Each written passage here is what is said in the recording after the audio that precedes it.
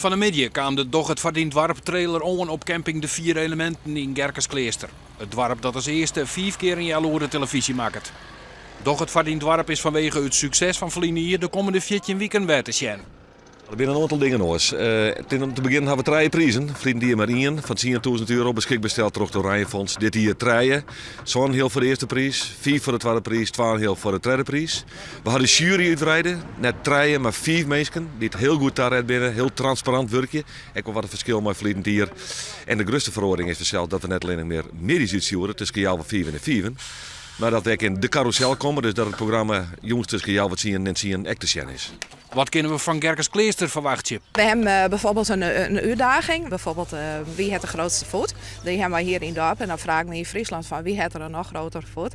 En we laten natuurlijk alle onze muzikale talenten zien. We hebben een geweldige brassband. Die is al een paar keer Nederlands kampioen geweest. Nou, die doen ook met. En alle sportverenigingen die gaan iets doen. Die gaan 1 taak van de Friese sport doen. Ik wil nog niet verklappen wat. Maar die taak van sport, dat is hier ontstaan. Droegeham had Feline hier €10.000 woon. Voor dat geld zal een informatiecentrum inrichten worden bij educatieve boerderij De Mierden. Maar het waren budgetten zo drokte wetten zien in Droegeham.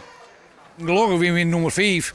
Maar nummer 1 was weer dan hier wel toch nou, hoe maakt dat? Maar ja, dan kan je een beetje terugbreiden op de oren. En de oren die ga ik weer terugbreiden bij ons. Ja.